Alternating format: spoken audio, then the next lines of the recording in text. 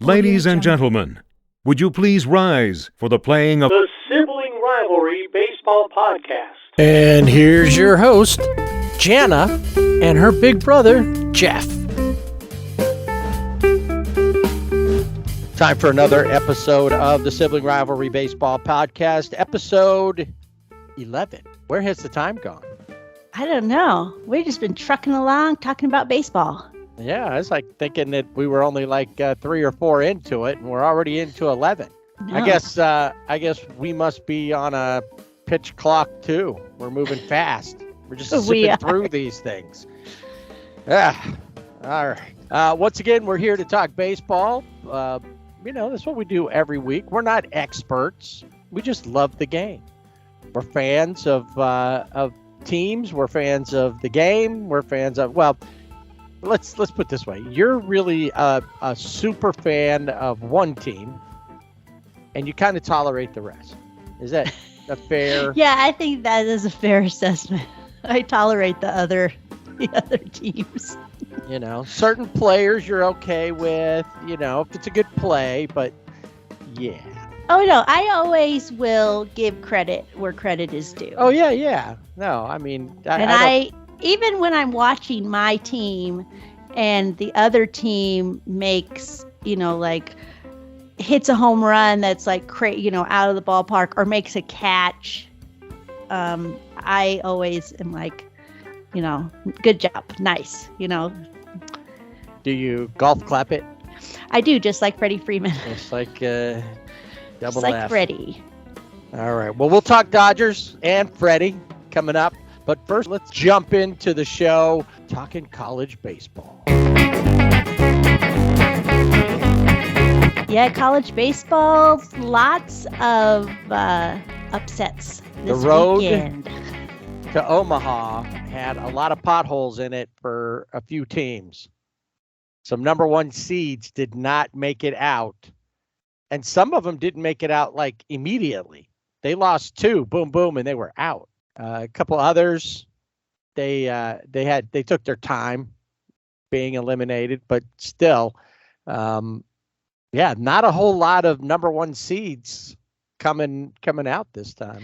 I think a big one for me, they're ranked number 6, but Vanderbilt has always been at the College World Series. I think, what did I say, like 17th? This was their 17th consecutive appearance in the championships. So on the road to Omaha, and they won't be there this year.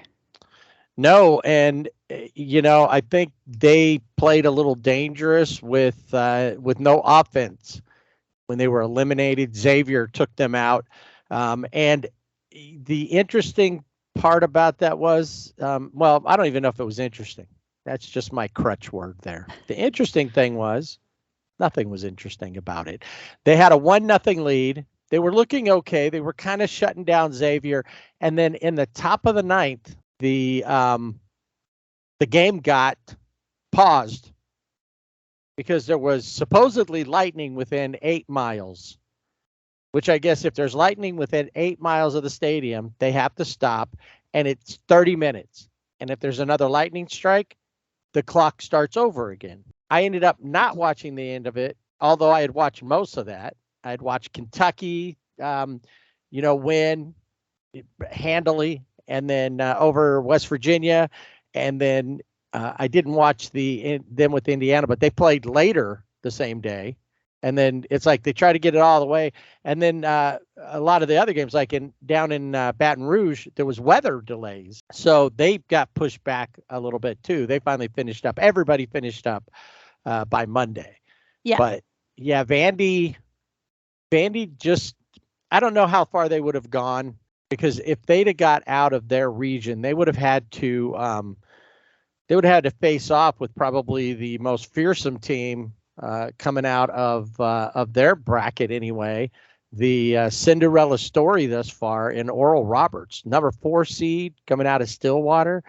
They come out, they're going to be taking on Oregon, who came out of the Nashville region.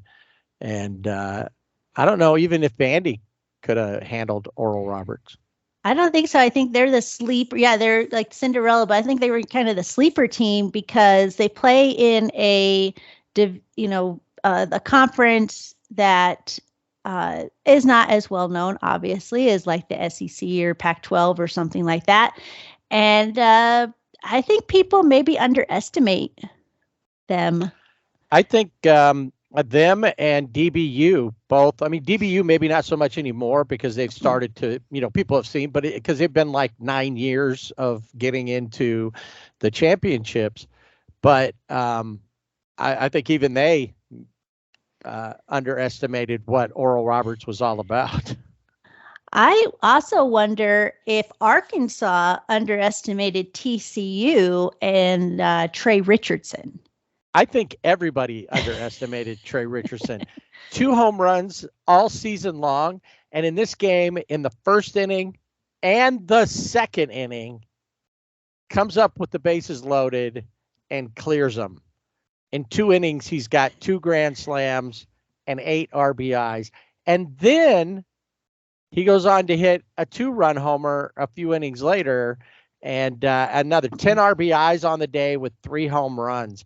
Definitely powered them past the Razorbacks. 20-5 was the final score. Arkansas couldn't do anything. And I remember the picture or the scene, the camera in the dugout with the kid who started, I don't remember his name, the kid who started the game for Arkansas, staring out at the field, shell-shocked. He was just completely like, what happened out there? Yeah. Yeah, it's crazy. It was a really good weekend. Like we've been saying, if you're not watching college baseball, you need to be watching it.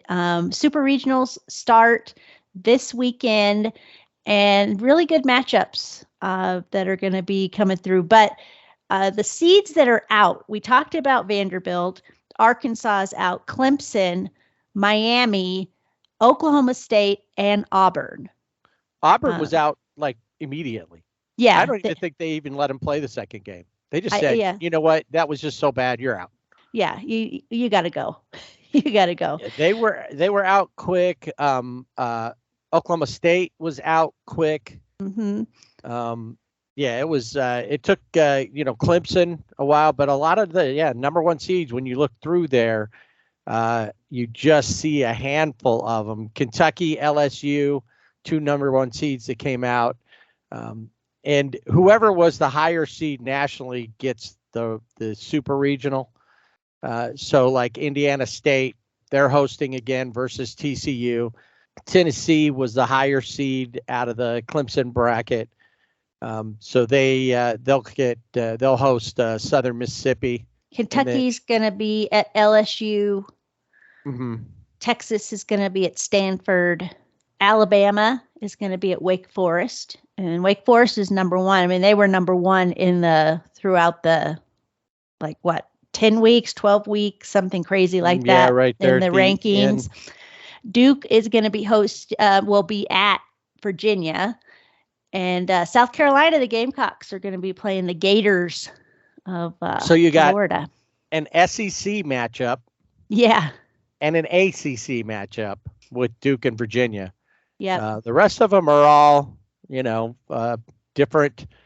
For the most part, SEC still on top of things because Tennessee hosting, LSU hosting, Florida hosting. So you still have a lot of the strength is still with the SEC to carry on. These are different.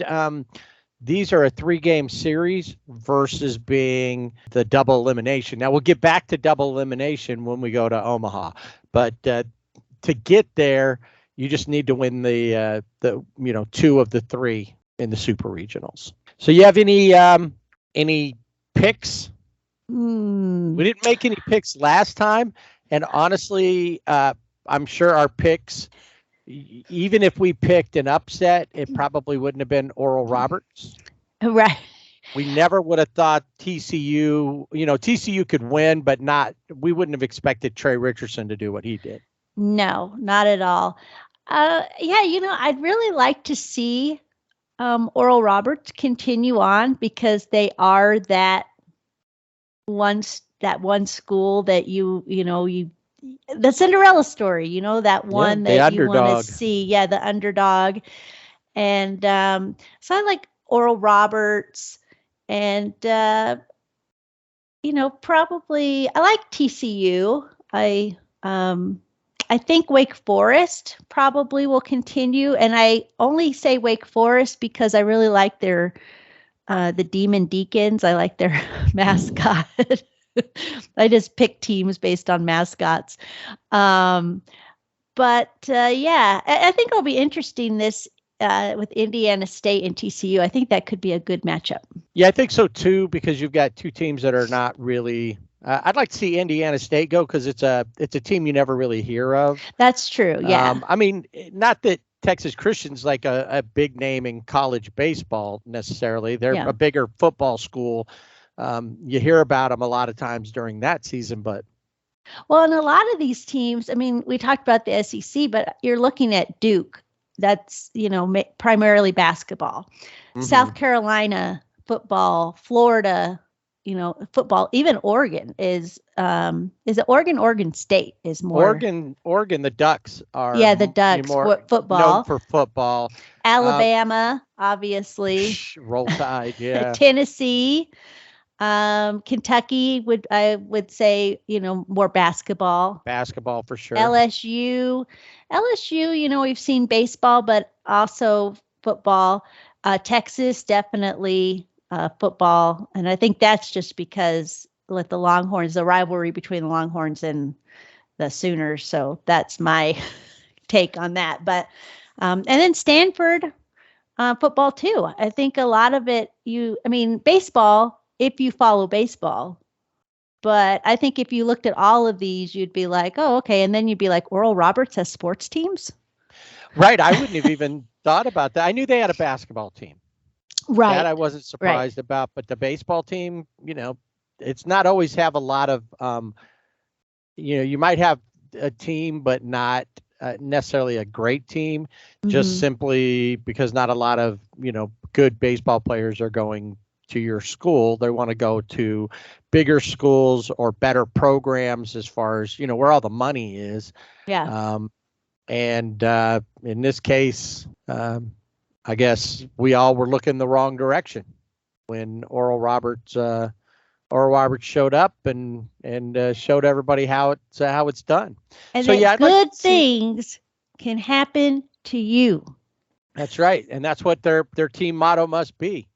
Honestly, I am like every single time I do a bracket, I always end up, if one of my favorite teams is in there, I always end up having them go all the way, and even if it doesn't make any sense. So Kentucky is going to be this year's champion. All right. The College World Series. I'm not sure how they're going to fare against LSU. Paul Scanes, that guy, that's the guy who went to Air Force Academy and ended up transferring out, is picked to be like a top 10 draft pick. And they've got a couple other guys. I can't remember which guy it was, but it's like looking to be like number one, maybe coming from LSU when we get to the draft in July. So it's going to be tough. There's a lot of teams that are going to have a rough ride, and now after this first weekend, it may not be the teams that we think are going to have a rough ride. It may be the other way around. Like, watch out, Oregon. Yeah, exactly.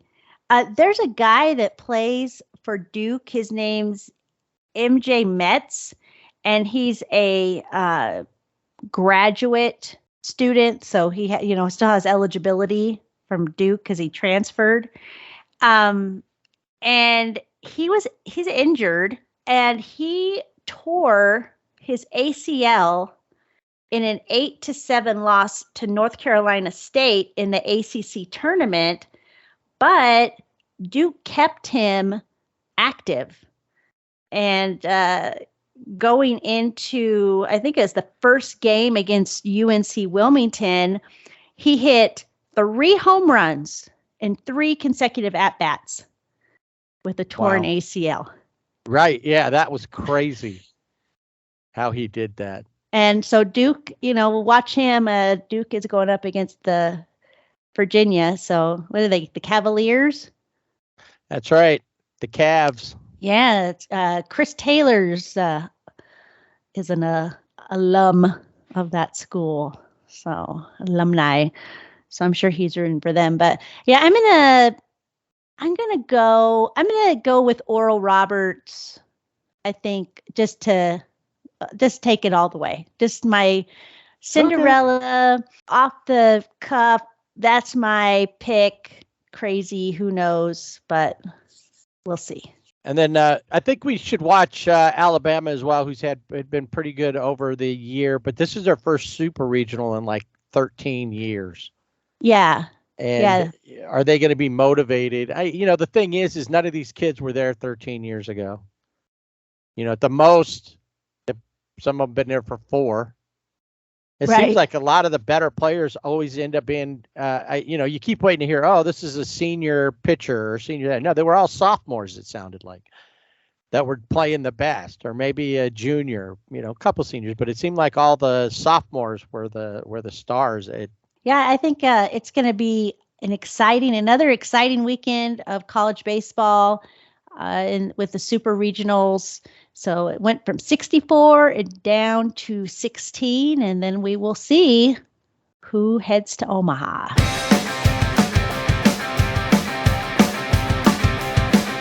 I don't know if you know this or not, but the south side of Chicago is the baddest part of town. And apparently, recently, last week, if you go down there, you better look beware of the Angels because they slid in there to whatever they call the park there. I still call it Old Comiskey or New Comiskey, because Old Comiskey was across the street, but it's no longer standing. It's guaranteed rate field, as I recall. And the Angels came in to play the White Sox, who have been having a hard time lately, but does seem like they're starting to here's the thing with the White Sox that make it a hard time, not a big deal. Because unless you're playing Oakland A's style baseball, all but one team in your division, the AL Central, is over 500. It's easy to stay in the mix. Oh yeah, definitely. In that division, always. So, it wasn't that big of a deal from where they're at compared to, where they're going. It's not like they're in a free fall, and they've actually started picking it up a little bit, coming together. Some folks that were on the injured list are off the injured list now and coming back, and a couple players who were having issues are starting to heat up a little bit. Tim Anderson has been picking it up. He had a little bit of a rough start and some injury issues to start off with. So the Angels show up for a 3-game set there, and game 1, walk away with a victory, and not a bad outing from Griffin Canning. As outings go, Griffin went 6, which is important because the Angels bullpen, with the exception of a couple of guys, Chris Stavinsky and Carlos Estevez, they've had hard times getting through things. Chase Silseth, who was sent back down to AAA, had been there. He started him a couple of times. They put him he was in the bullpen. Then they started him. Then he went back to the bullpen, and now he's in Salt Lake or wherever Salt Lake's playing. I know they were in Albuquerque not too long ago playing the Isotopes. This game also saw the debut of Ben Joyce, who had just been called up. And I mentioned last week, see, once again, I am the master of the unfulfilled tease. I'll tell you something to kind of tease you about what's coming up, and then I won't. I just can. It's a really long tease, apparently. Into next week. Maybe even 2 or 3 weeks down the road, depending on how the next episode goes. Well, the thing that got me thinking about all this stuff was that watching the College World Series, which is where I was going with this, 2 Angels players just a year ago played each other in the College World Series. Can you name them? Ben Joyce. Yes. 4. What Ooh. school did he pitch for? Oh, who did he pitch for? Ooh, I don't know. Tennessee. They were yes, indeed. It was All Tennessee. right. And then Ooh.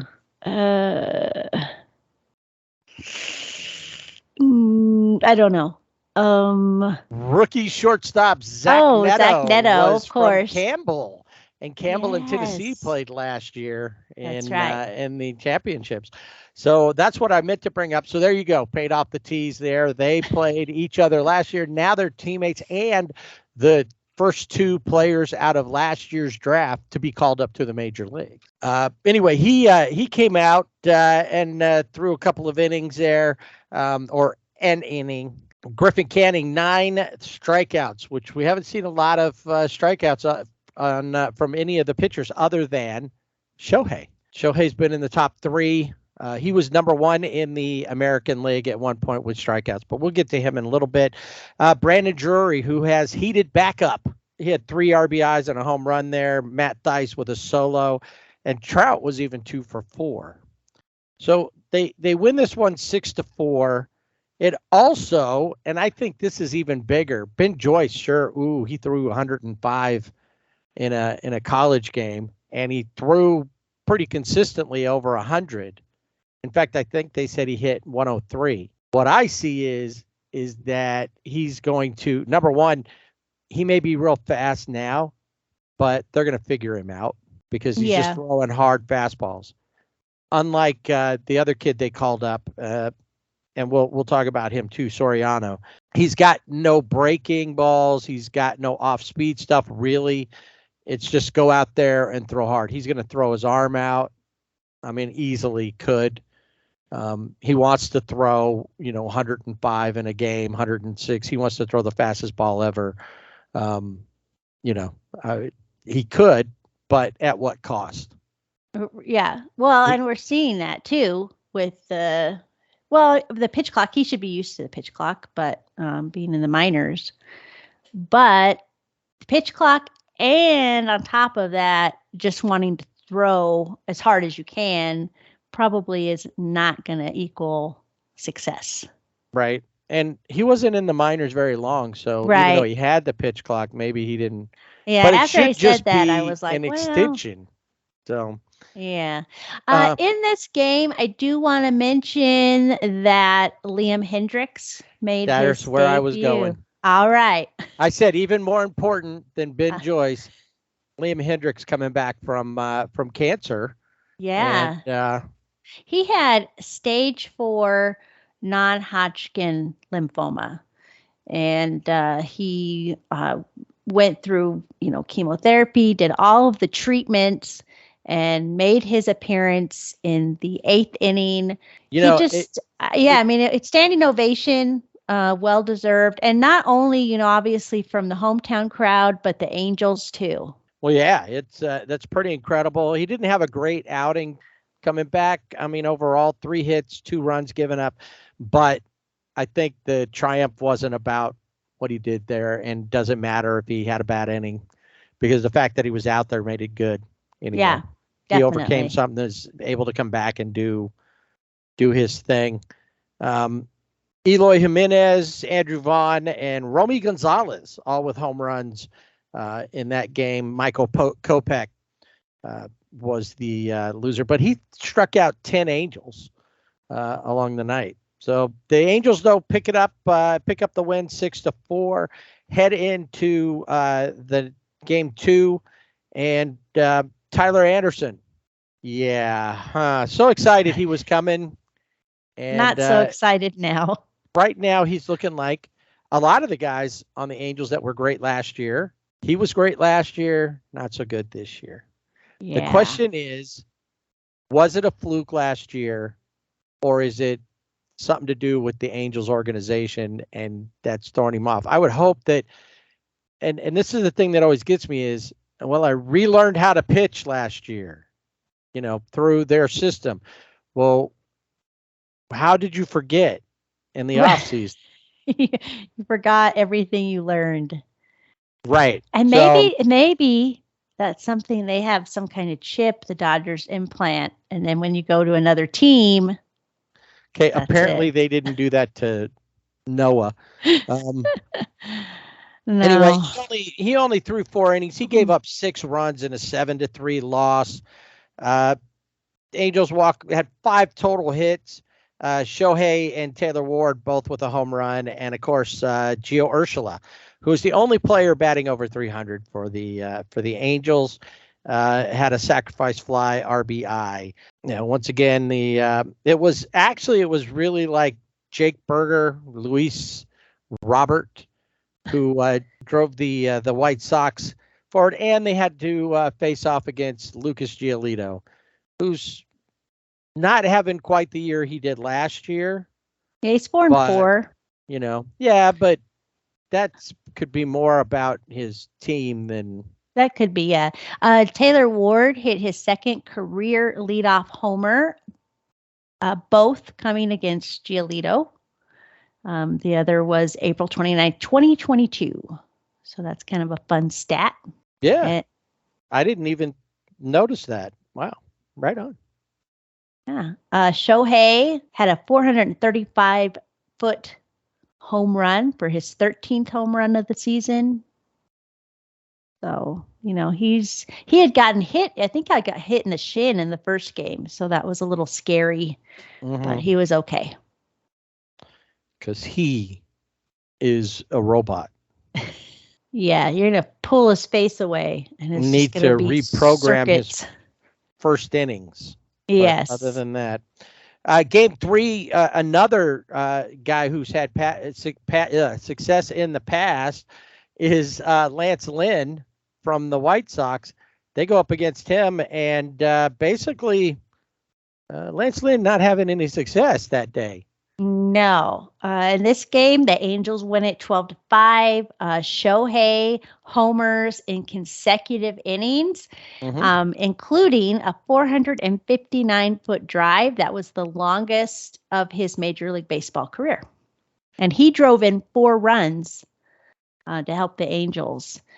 And Jaime Barria, who went 5 innings, just gave up 1 run, struck out 3, struck out 6, walked 3, all on just 4 hits for him. Chad Wallach, he had a home run, as did Mike Trout and Taylor Ward. And Taylor Ward once again. Lance Lynn allowed 8 runs, 8 hits, 2 walks, and he hit 2 batters in 4 innings. So his ERA right now is 6.55. And he's given up 15 home runs, 1 short of the Major League high. That would be Jordan Lyles of Kansas City, has given up more. In fact, when Ohtani, I think it was his second home run, he didn't even look. Like, a lot of times the pitchers will look to see where it goes because they know it's a home run. Most of them know. He just didn't even bother. He's like, I don't care. It's out of here. That's all that matters. It's not on this side of the wall. Exactly. So that all it meant. Jared Walsh, who's been, struggling at the bat as he makes his way back from his injuries and issues. 2 doubles, 3 RBIs to help contribute to that victory. So they walk out of there with 2 wins, 1 loss out of that, and really, just one of those days. It was an Angels day. That was more like what they normally play with. So they rose above it for a couple of games, especially that last one. It was nice for them to have some cruising room. Because the 12-5, they were leading for most of that game. And didn't, it wasn't until towards the end that the White Sox picked up those extra runs. It was they'd only had like 2 runs for a while. Thanks to Tucker Davidson, who pitched 3 innings and gave up 7 hits and 4 runs. Yep. The bottom of the 9th, it was like 10 to 2 through the 7th. Top of the 9th, the Angels scored 2 more, and then the White Sox picked up 3 there. And somehow, even though he tried to blow it, he still got a save. I know. Tucker did. Yeah, he tried. His It didn't second, work in his favor. his second of the season. He's no Carlos Estevez. And but, I think this win too, this 12-5 win, was good momentum going to Houston, or it should have been. right. Well, that's what you say. It should have been, but the Asterisks they picked it up. For a while they were below 500, then they were just barely above 500, and now, if not for the fact that the Rangers still just aren't slowing down, they seem to really finally put it all together. All that money they spent is starting to work out for them, and they would probably be in first place. But at this point, not the case. But that's all right. They're in second place, and still have a lot of season to go as far as that goes. So yeah, the Angels show up. They leave out of Chicago on Wednesday afternoon and ready to play Houston starting on Thursday. Reed Detmers on the mound in game one. He goes 5 innings, gives up 6 hits, 4 runs, strikes out 2, but walks 2. And of course, the Angels do what they always do. They leave runners in scoring position.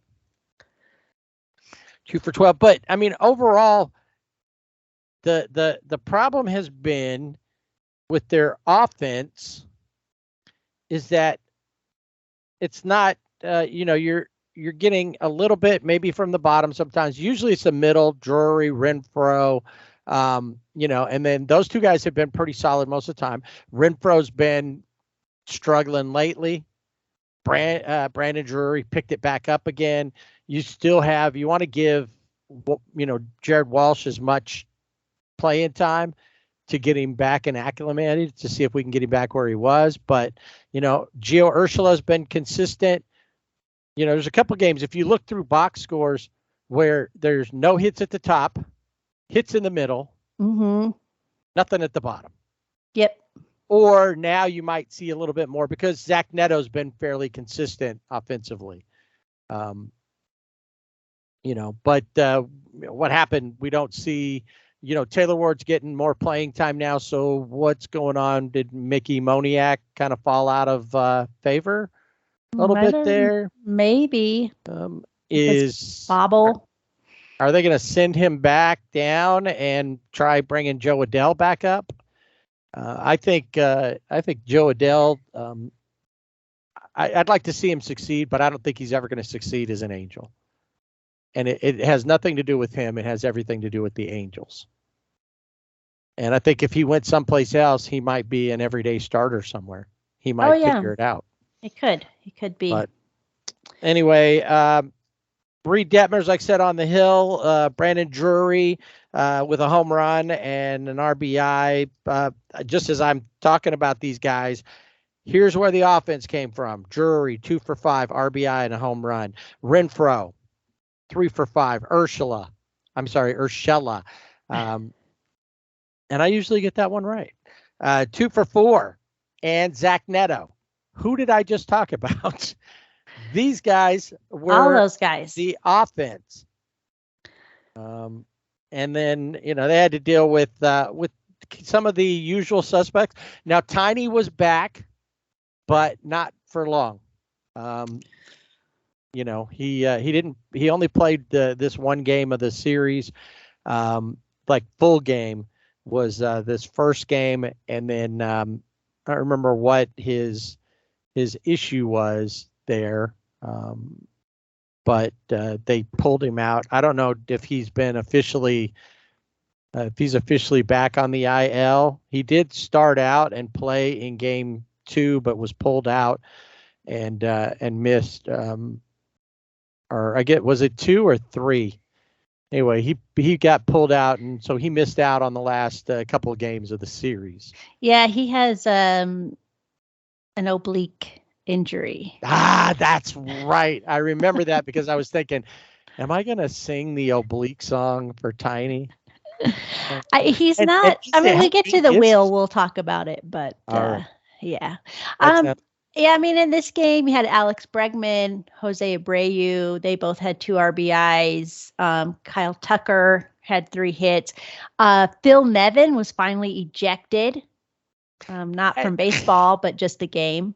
Yeah, unfortunately. You know what's interesting is I thought, okay, that's cool. He's out there arguing, but did you see him arguing?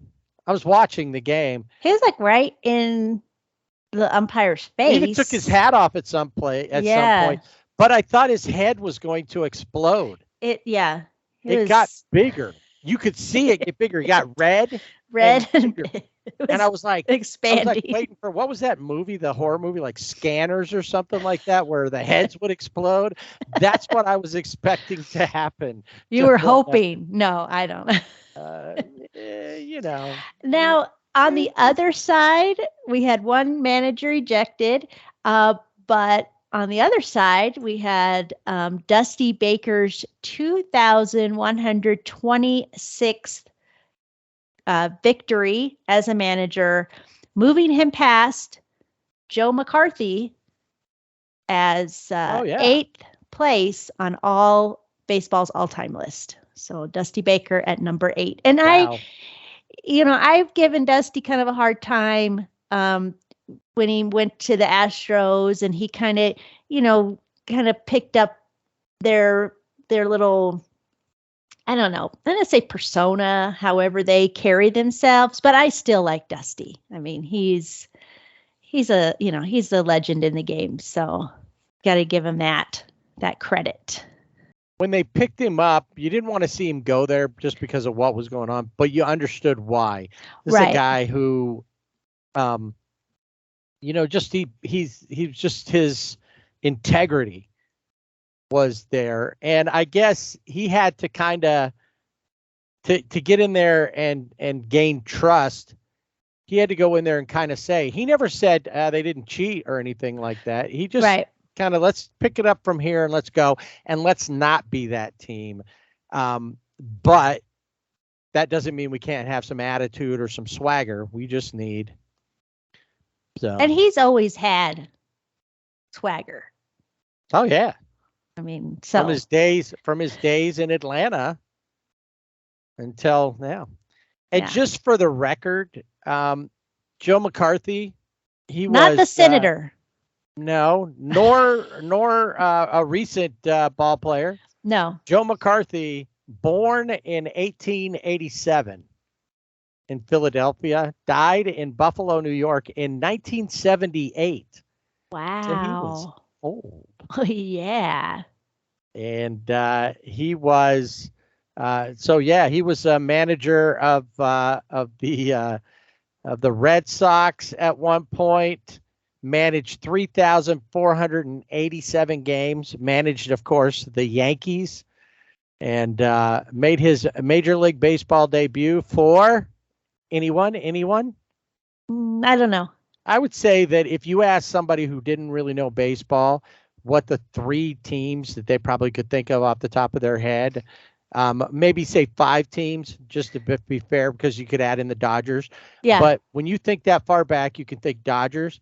You think the Red Sox, the Yankees, and what's the next team that might pop in your head from old times, that time frame? The Red Stockings. No. The White Sox. Close. Okay. The Cubs. Exactly. Yeah.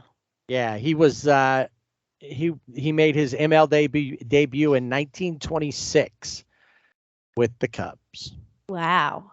So there you go. Yeah, I knew Joe was around with the Yankees and all that stuff. I just wanted to know what were the years. I mean, he was he actually, who one of his managing role models was?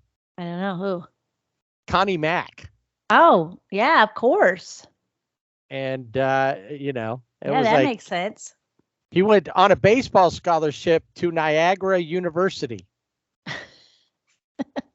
Wow, 1905, 1906, he was there, and then was a second baseman primarily for a lot of minor league teams. Well, and that's So- really, I mean, you think about when he played, first when he was born, and then when he played, and it's 2023, and Dusty Baker has just moved past him to be in sole possession of 8th place. And he managed 3,487 games, won 2,125, as you just mentioned that he just moved past. Only lost 1,333. What's Dusty's record, I wonder? I don't know. Overall. I'll have to look that up. I'll get back to you on that. Let's get back to the Angels. Yeah, let's do that. Okay. I've noticed lately that it's real easy for us to just get off on a tangent.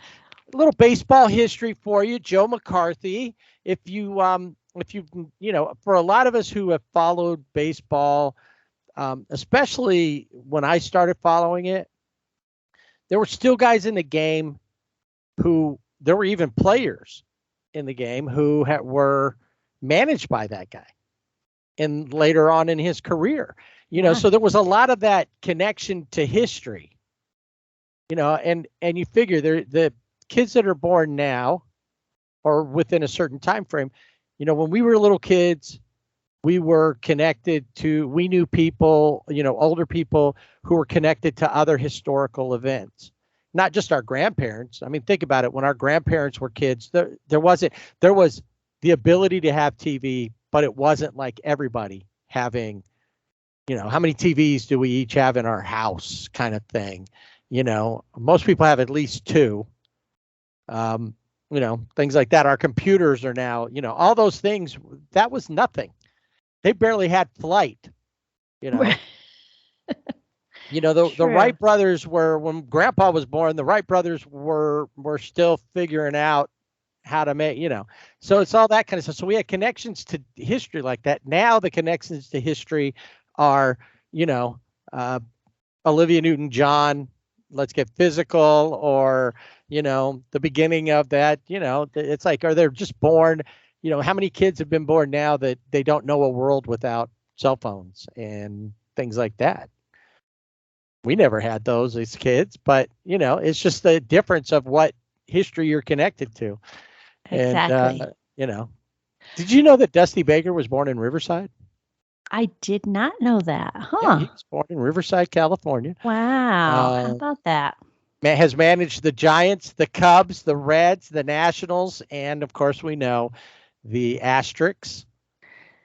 And getting back to the Angels. Well, hold on. One more thing, because you brought up Dusty, and we are talking about them versus the Asterix. That's true. The 21-26. So he's won 2,126 games. He's lost 1,813 games. He's lost 500 more than Joe McCarthy did. Okay. Yeah. Yeah, we needed that information. Well, now we have a perspective to something. Yeah, to something. I don't know what, but to something. In the second game with the Houston, Game 2 of this series. Yes, we're on game 2. Dusty Baker wasn't quite sure how his team was going to hold up against Shohei Ohtani, but Shohei had one of his worst pitching starts of the season against the Asterix, and Yordan Alvarez had a big part in that. The other thing that was tough for the Angels in this game is not only a tough outing for Shohei, but he was going up against the Angel killer, Framber Valdez, who always pitches well. He put on his Chanel blue and went at it. But yes, please do tell us about almost Dodger legend Yordan Alvarez. Well, he hit a 2-run home run off of Ohtani for a Major League best 50 RBIs. And yeah, I mean, he just, uh, it's just Jordan. I don't know. In his what he does what he does what he does. You do what you do. I like the way he goes about his business, because he does that. You don't see him. He doesn't over celebrate anything. He doesn't Tatis it, or a Rosarena it, as far as like those extra things. I don't mind the celebrations overall. I mean, good, put something into it, get your crowd going. I've just always appreciated the workmen. The guys that go out, they work hard, they kind of punch in, punch out, put on their hard hat, and they're solid in what they do. And he's definitely one of those players, and really would have fit in if Dodgers traded him before they knew what they really had there. Yeah. But I'm sure it's one of those. Where is Josh Fields is what I want to know.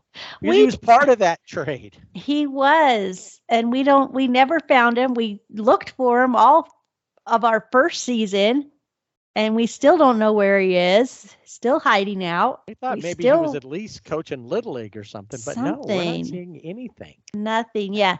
Jordan in this game was 2 for 4, 2 RBIs with his home run. But there was, he was probably the biggest, but Kyle Tucker was 2 for 4 in this game. Chase McCormick, 3 for 4. And then when you look over here at the Angels, Shohei 0 for 4, did have a walk. Mike Trout 0 for 4. Brandon Drury 2 for 4. Taylor Ward 3 for 4. Hunter Renfroe 1 for 4. It's that middle of lineup. Urshela 1 for 4, and Walsh was 1 for 3. But it's that middle line part of the lineup, and we'll see too when we get to the Dodgers how that affects. When you're not hitting all the way through the lineup, it really does affect the outcome of the game. Which in this case, the Angels lose 6-2, but Ohtani gives up 9 hits. That's a season high, and tied a season high with 5 runs in 6 innings. It was the second loss of the year. And he was also, I didn't get this. Why is he batting leadoff? Yeah, they changed him up there, but I never heard why. He ends up doing that for the rest of the series. And I don't know if they just felt like, hey, we need to get him more at bats. He had been batting, third. Trout's been batting second. And when Joe Madden was the manager, wasn't Ohtani the leadoff?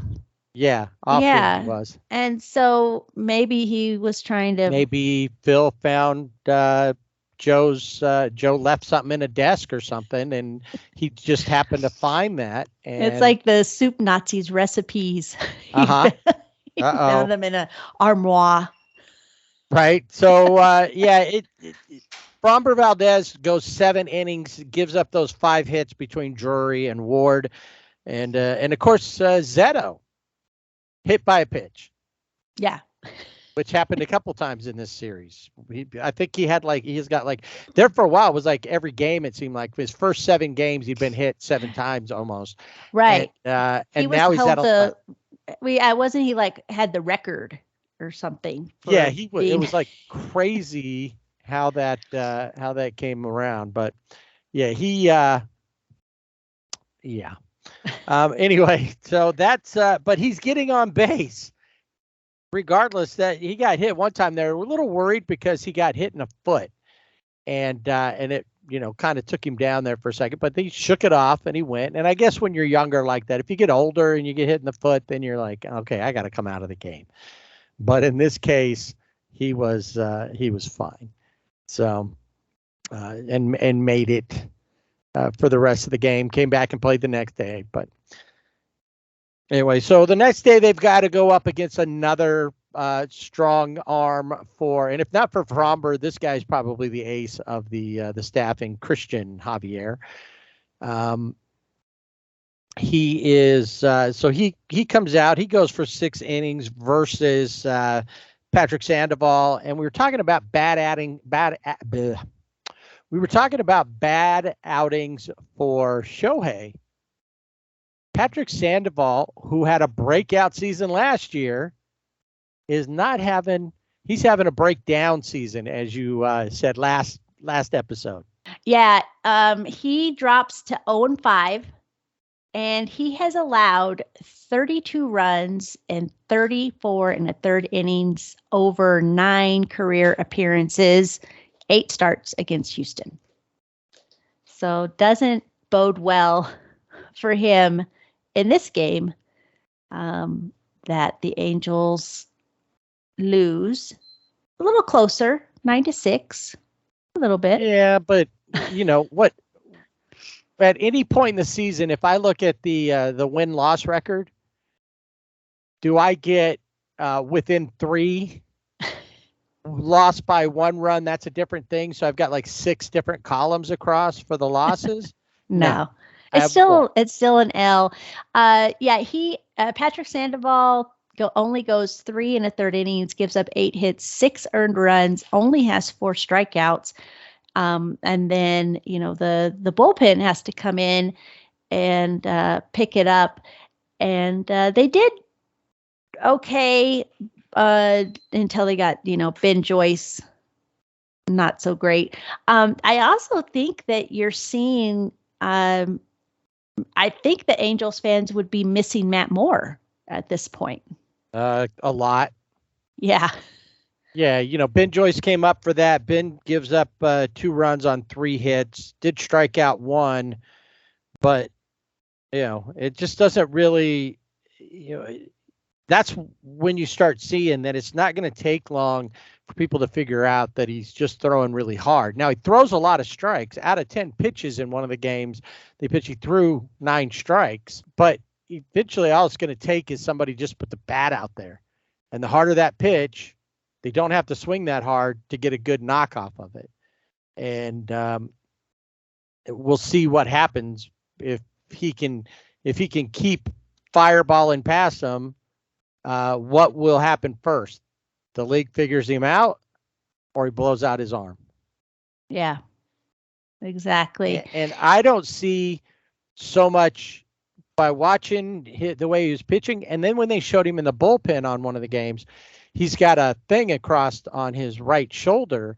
And I'm sure it's just a therapy thing, not, but maybe, some one of those, how they got those ab things you can put on there and it does, like I saw a thing, this Army Ranger or a Navy SEAL or somebody did this and it does like compressions of like 1,000 a second, or not a second, but a minute or something like that. Right. Yeah. So that it really builds up your abs.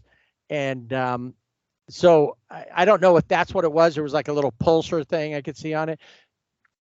And I'm just wondering, does he need that all the time? And he was wearing it before he went into pitch. It wasn't like after.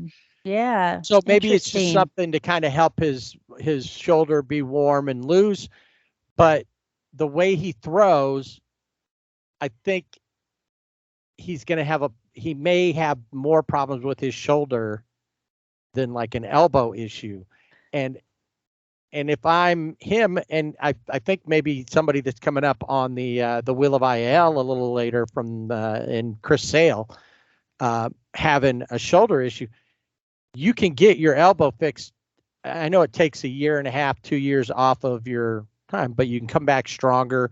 A lot of these guys come back throwing harder, and increase velocity on their pitches. The shoulder, I think, is becoming almost the end of your road, because it never really fully, even though you've got a hill, you did the surgery, you do that, it's still a little more fragile, I think. Yeah. For lack of a better term.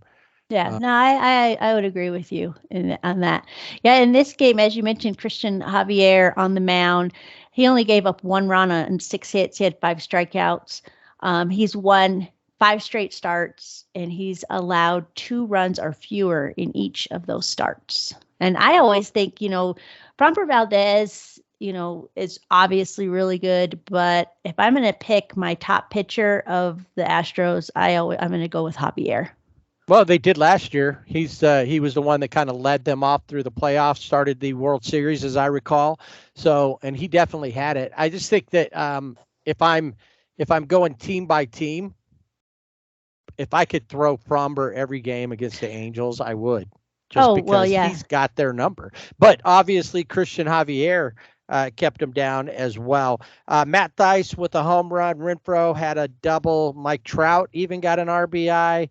But the Angels still drop it 9-6, and took us to the final game, the Sunday game, before the Angels head back home. And this game was more like a good baseball game to watch. Regardless, if you're an Angels fan, you could pick out all the issues that happened previously. You pick out the good things. You could pick out the bad times. There's not a lot of situational hitting going on with the Angels. The guys that you expect, and it's not like, Trout and Trout's batting in the 280s. It's a decent, batting average. Ohtani's a little lower, but they both lead the team in home runs and stuff like that. But they're not coming through and hitting when they should. To me, that's the thing. When I said I don't know if I vote Mike Trout in, he's eligible for the Hall right now if he stops playing.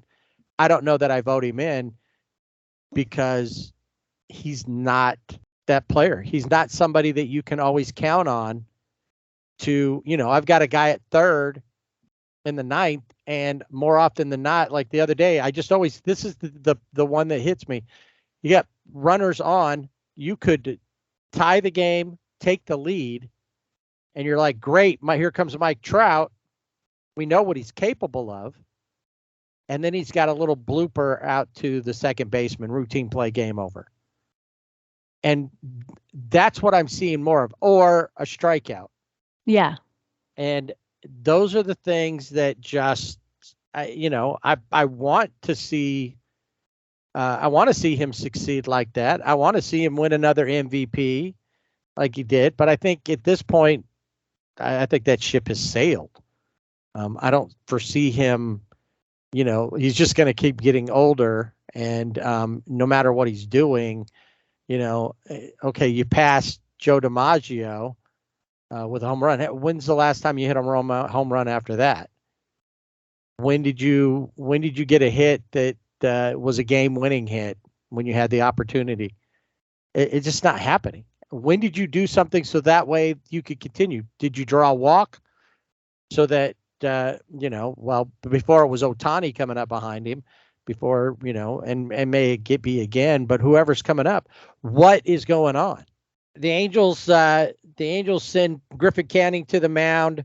He pitches pretty well, only gives up one run over 6 innings, gives up 4 hits, and that one run was Yanier Diaz, who's catches sometimes, but he was playing first base and went 2 for 4. That home run was a rocket right into the Crawford boxes, and then he doubled a little bit later, but that would be it. Now, J.P. France, who started for the Asterix, had a no-hitter going until the 6th. That's when Luis Rengifo came to the plate, and he put his own shot out into the Crawford boxes. And that's the easiest place. You pull the ball, it goes right there, kind of sticks out a little bit compared to every place else. Right. I didn't mention Shohei's home run. One of his home runs was up on the tracks, on the little train that runs up there. Yeah. Now, unbelievable. I guess I need to go to the stadium and see, but I don't understand, and I'm going to have to look it up, the tracks. What's up with the train? Why the train? Why not have a rocket? Right. Go and across there, or takes off, and I don't know. I just I don't get it. I'm going to tell you all about this train. Okay. It's a 15-foot tall 56-foot long replica of an 1862 steam locomotive that was brought to Houston when Minute Maid Park, which was then known as the ballpark at Union Station, opened in 2000. And the reason that they have the train is because the west side of Minute Maid Park used to be Union Station. And anyway, the Angels pick up the victory in that one, thanks to a strong outing by Griffin Canning. Well, Shohei had a tie-breaking double, RBI double in the 8th inning that helped. Right. That scored Zetto. Yeah. Yeah, this is a nice win for the Angels, 2-1 win. Heading Avoid back the to sweep. Anaheim. Yeah, avoid the sweep because it wasn't looking good. It wasn't. It looked like they were going to get swept, but they avoid that. They go back. They're heading home to take on the Cubs. Cubs coming in for their first visit to Anaheim since 2016. Kind of interesting. Years ago, there was a movie called Taking Care of Business with Jim Belushi and Charles Grodin. And the idea of it is that, and it's not really a great movie in, the full cinematic masterpiece ideas, but I love it. It's a fun movie. And in that, which now it's happened for both teams, but in that movie, I'm actually in the stadium when they film part of it, the final day of the season. I can't remember the year now. I'd have to go back and look. It was the 80s. And the Angels were playing the Rangers. And in the movie, the Angels and the Cubs are playing each other in the World Series. Oh, okay. And there is a scene in there where Jim Belushi goes to catch a ball, and just it's a great stunt. But we got to see them do the stunt and a couple other things that they were filming there during the game. Like I said, and then of course they went through. Now where I was, if they did a crowd shot, it wasn't like I was in a good spot. I was on field level, but I was just kind of down the line. And back then I would go to all the Rangers Angels games so that I didn't miss out on a chance to see Nolan pitch. That's right, Mr. Ryan. That tells you how long ago. Anyway, in that game too, Carlos Estevez picks up his 14th save in 14 tries, and the good thing that we've seen right now is that now that they've started to put Chris Stavinsky kind of into Matt Moore's spot, we might actually start seeing that 7, 8, 9 combination. Davinsky, Moore when he comes back, and Estevez to save the game if need be. We see that with a lot of different teams. They have that set up like that. So hopefully that could go. Honestly, we can't vote for him, but right now, the only player that I really see from the Angels that is All-Star game worthy, Carlos Estevez. I know that Shohei will probably make it. Mike Trout may or may not. I don't know. I think the other ones I would be okay to see Renfroe or Drury, but nobody knows them, so they won't get voted in. But maybe somebody will pick him up. Even Zetto has played well enough. He's definitely made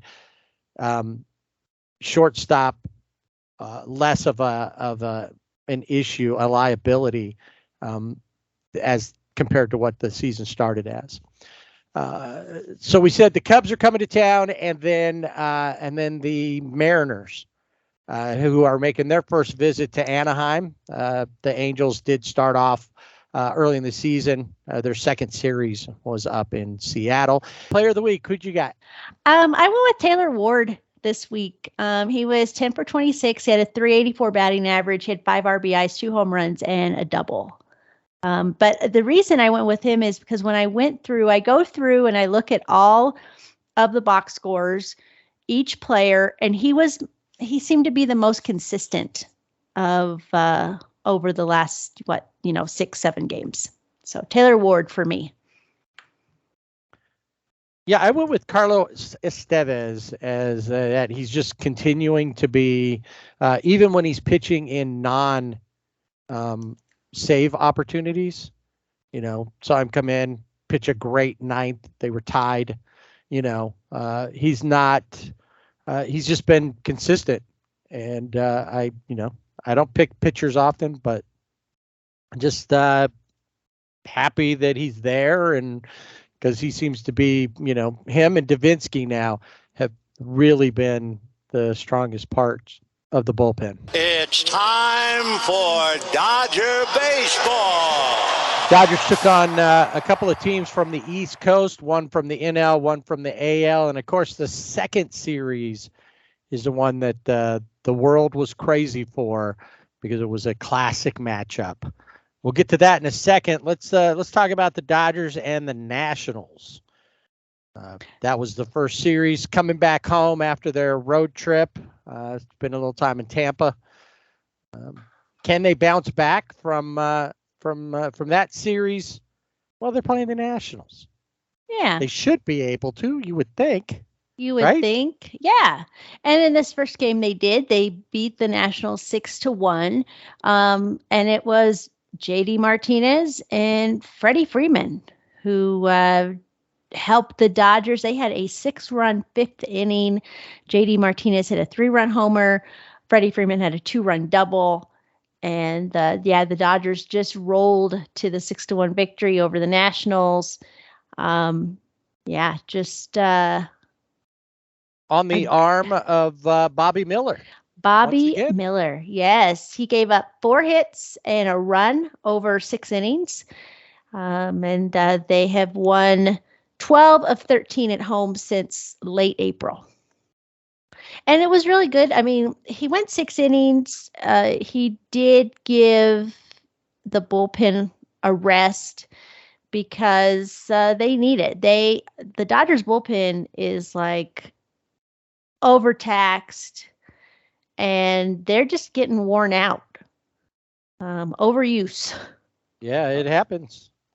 Well, that was something I was going to bring up like a few episodes ago, and I realized I didn't at that time. But the Angels, that was always their thing.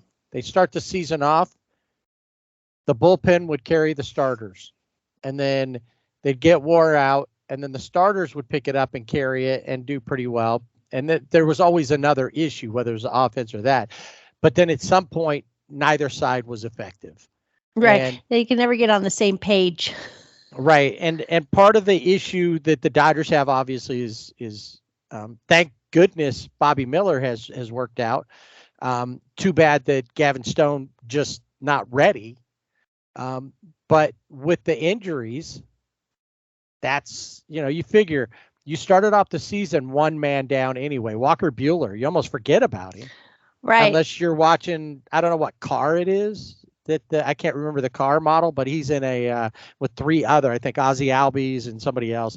There's 4 ball players and they're all in the car and they're talking about the car. That's the only time I see Walker Buehler. Yeah. I forgot about that. But otherwise you kind of forget that he's, eventually he'll be back. And then of course, Dustin May goes down with who knows. And we know right now, not till after the All-Star break. Right. Yeah. And when's Julio coming back? We don't know. We're hoping maybe sooner than later. We might be seeing him in the. Yeah. Well, I know that it sounds silly, but no. What I'm hearing from Dave Roberts is that he'll be throwing off the mound. I think doing a simulated game in Cincinnati, and then they'll go from there. So depending on how well he does in that game, then we could see him sooner. Right. If he doesn't do well, then we will see him later. Right. All right. So yeah.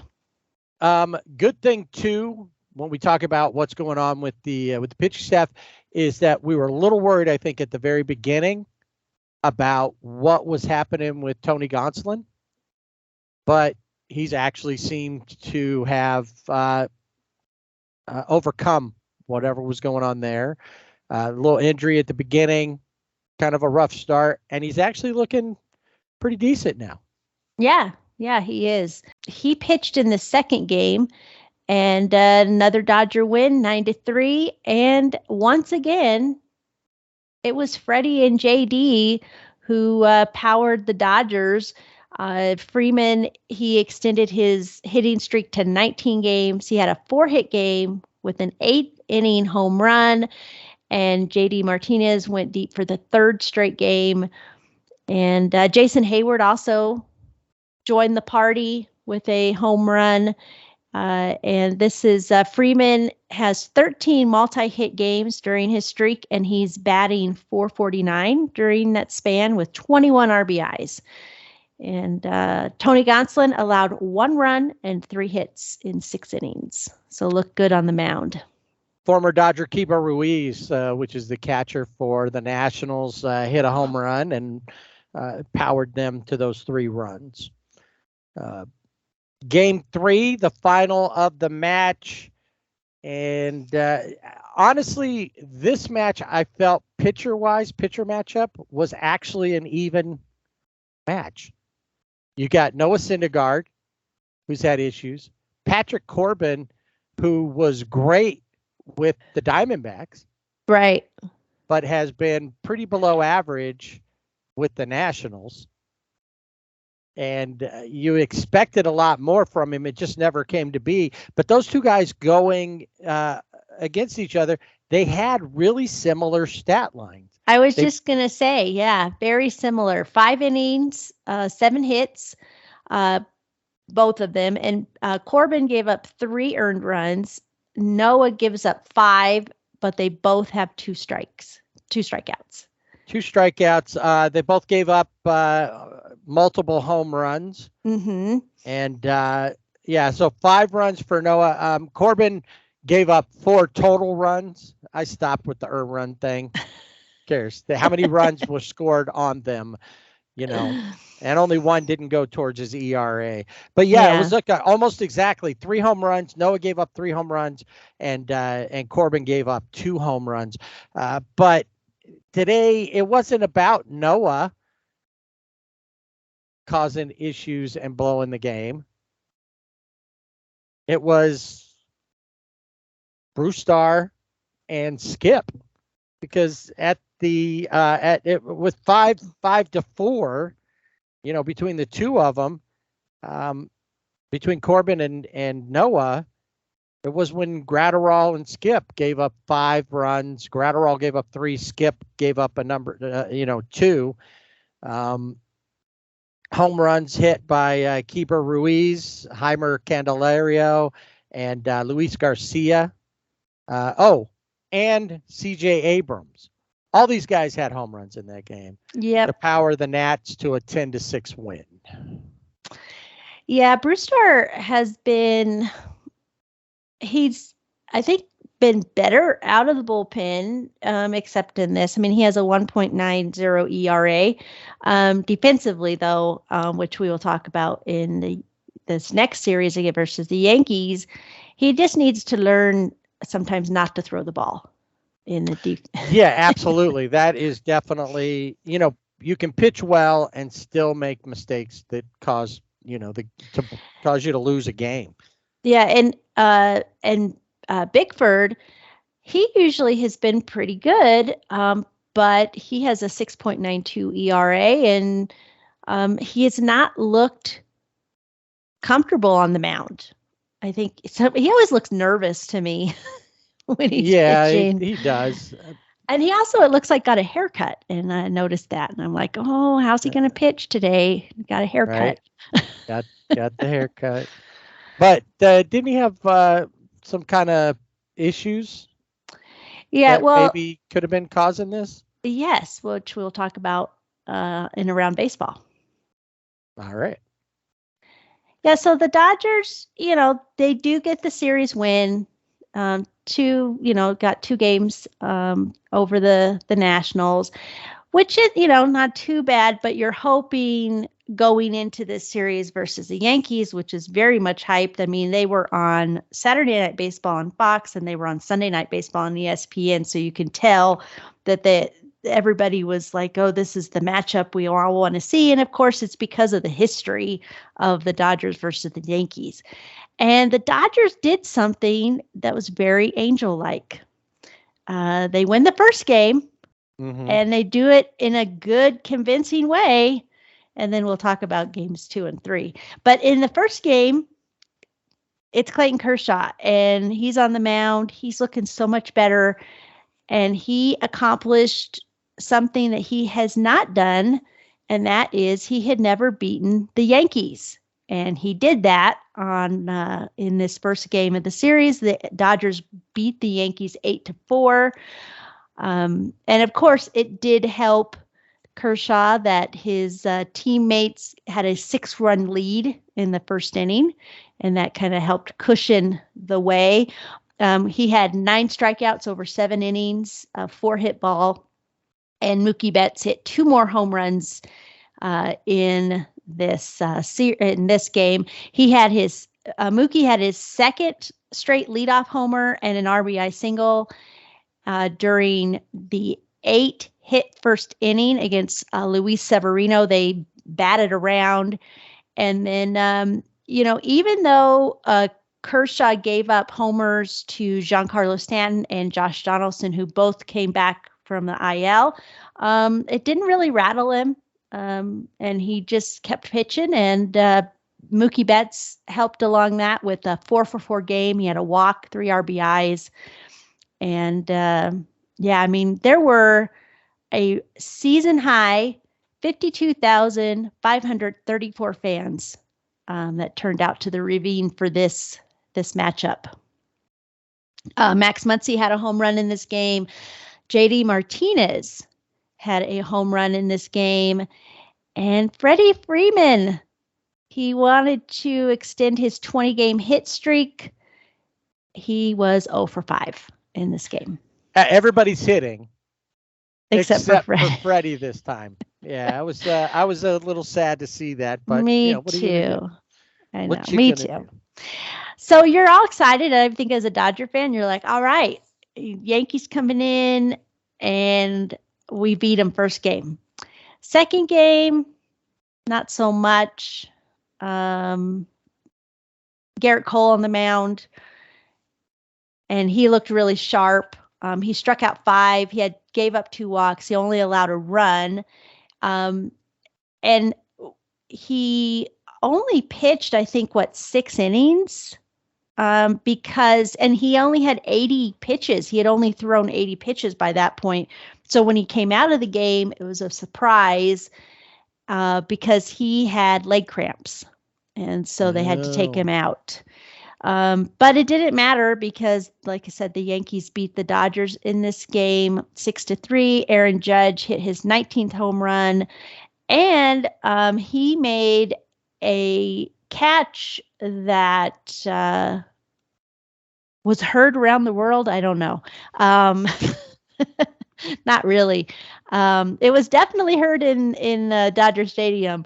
Jason Hayward, was it Jason Hayward? No. Sorry. It was JD Martinez who had a line drive in the 8th inning, and it looked like it was probably going to be a double if it drops. Right. Judge makes an amazing catch, and he knocks open the door to the visiting team's bullpen. So his team's bullpen at the end of his sprint. I mean, it just crashes into it. Right. And it's a big, so there's the bullpen like gate door thing that they open up to let him out. And then there's 2 bigger gates that they can open up to put, stuff in. Right. There's storage back in the back part of the bullpen. So they could do that. Well, this, now if you're Eduardo Perez, this gate has not been open since Dodger Stadium was constructed in 1962. And come on, I know he did like a deep dive, it was investigative reporting. He was, what he found there? he was like, what's his name, Geraldo, and That's Capone's tombs or whatever. his vault or whatever. vault, Yeah, yeah, there down was in the- nothing there. Nothing there. Well, he even said there was a crack in the cement, and it's like, oh, Judge, could it be that Judge created this crack? It's like, I'm pretty Yes. sure that crack's been there It's for a long time. he said, well, the gate's hasn't been open in years or whatever. And I'm like, I was just there in like the middle of May and the gate was wide open. What do you mean it wasn't? It was open. I Right. saw it open. And then they went through the whole thing of how they secured it. Right, with a bungee cord. Right. It wasn't like they put some duct tape on it. Of course, now duct tape, that's how you fix everything. That's right. But- And it was the same color as the Right. padding, so that way it wasn't as noticeable. But yeah, Then it duct was tape like, and a oh, we bungee would cord. put a chain around it. We had to weld it closed, and we put some, some kryptonite in a post so that the super judge won't go run through it again. All right. It That's was an amazing catch, though. It I was mean, a great catch. It was worth talking about. yes. If it had been that like a concrete wall gave out, or even a solid, piece of wall that's along there, I would have been like, wow, that's pretty impressive. But it was a gate. And that is open at different times. That's right. Come That's on. right. Come on. Yeah, so yeah, the Dodgers, like I said, they lose this game. Michael Grove was back off of the IL. He had a groin strain. He gave up 4 runs on 4 hits with 7 strikeouts over 5 innings. He didn't look terrible in this. He was pretty sharp. He gave up 2 mistakes to Jake Bowers, and that was 2 home runs. Jake Bowers is an Orange County kid, and so he was super excited because like his whole family was there, neighbors, teachers, whoever he's ever had contact with in Orange County was there to root him on, and so he was able to have a game courtesy of Michael Grove. That's tough because people from Orange County have to get passports and visas to come into LA County.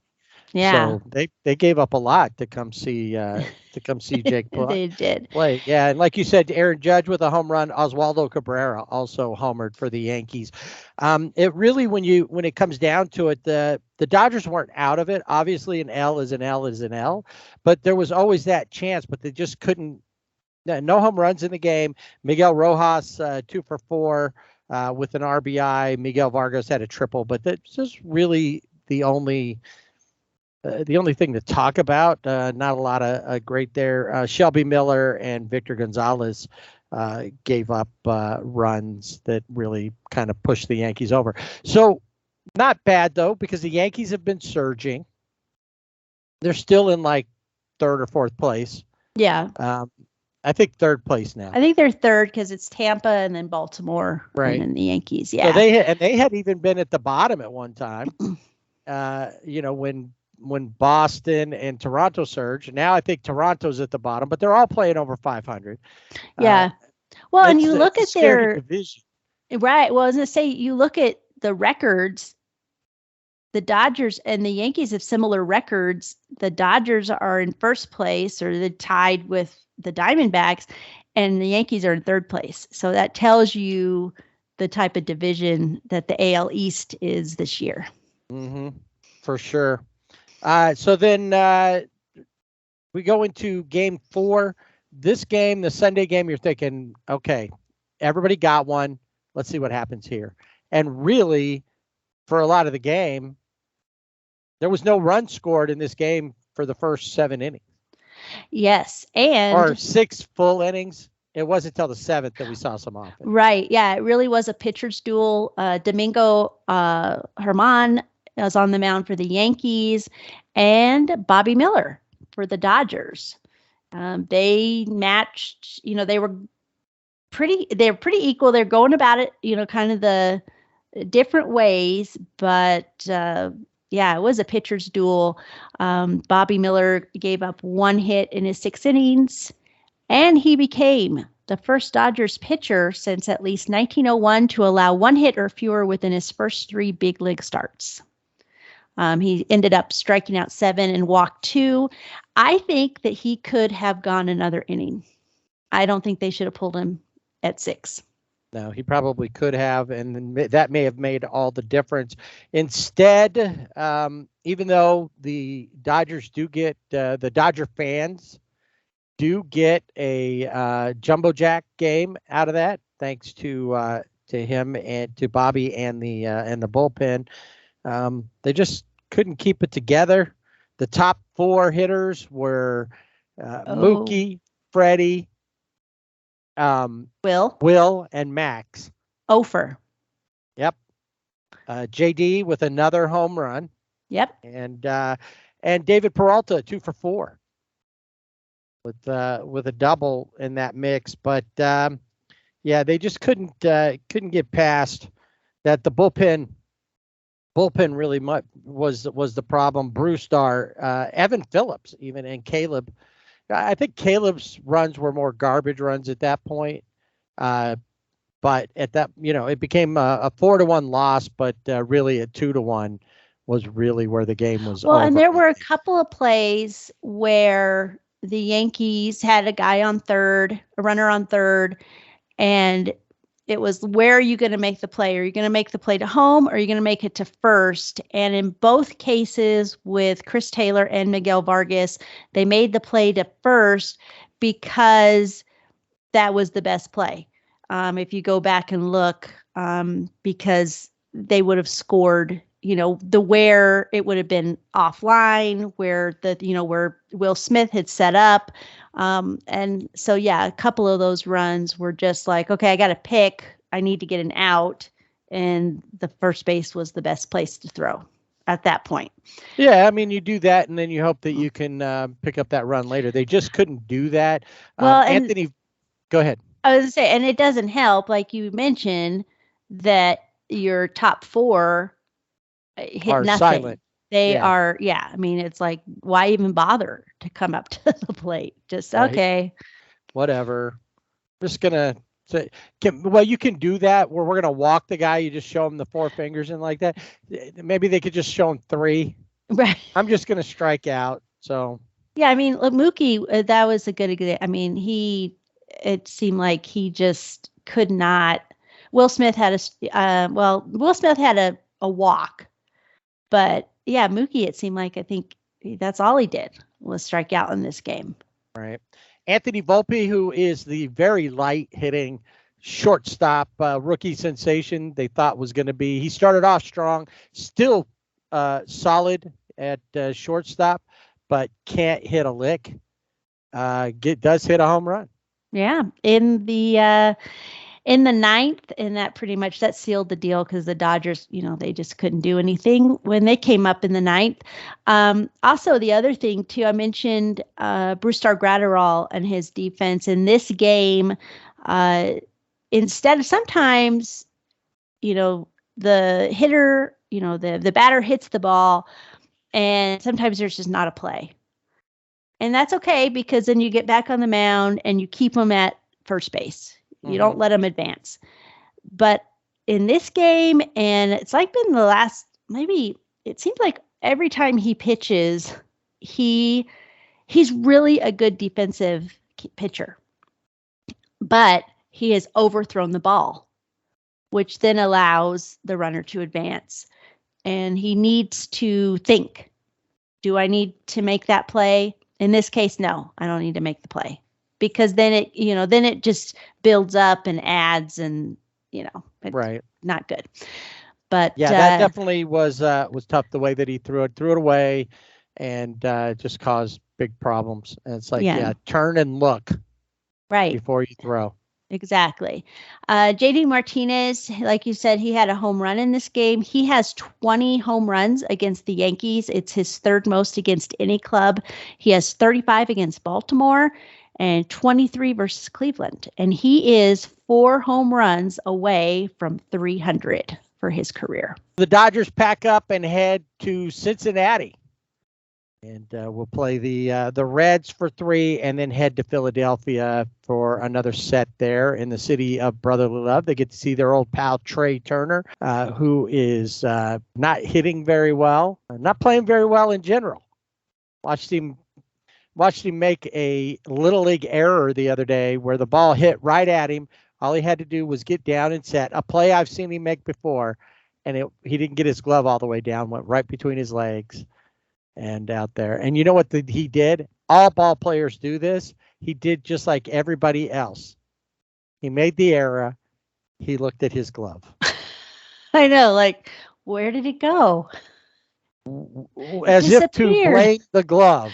Yes. It's like, what? Why didn't you get that? All players do it. They do. They always look at their glove. That is so true. That is so true. In fact, he was up, and I'm not sure who they were playing. And I mean, it ended up going the Phillies' way, but he either struck out or grounded out in a pretty crucial part of the game. And his mom booed him. As well she should. And he said, it's okay, because that's how she is with me. Like, right. Yeah, we'll see. Philadelphia, Cincinnati, and then Philadelphia should be fun series. Who you got for player of the week? I went with J.D. Martinez this week. Batting .278 on the week, but 4 home runs. He really he came up big, provided off, especially in that last game when it looked like they might go down, get shut out. He hit that home run. And kind of changed the complexion, or potentially changed the complexion. Didn't come to fruition, but he had a double during the week, scored 5 runs, 8 RBIs, and a sacrifice fly. So I go with J.D. Martinez. As do I. I also went with J.D. I think this is my second. Didn't I go with him last week too? I think I did. Either that. I think we've been flip-flopping between him and Freddie. I know recently. It's hard not to. And really, I looked at Freddie. Freddie hit better overall. I think he had like a 293 average instead of the 278 or whatever. But he didn't have a lot of other stats there. I mean, he got some hits, but JD provided a lot of runs with those 8 RBIs. Definitely.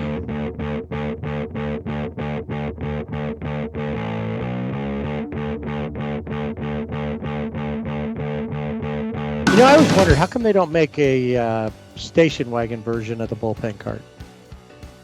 And I think we should have one designed. You do that because the way that some teams use their relief pitchers, they could just put 2 or 3 of them on there and bring them all down at the same time. True. That's a good idea.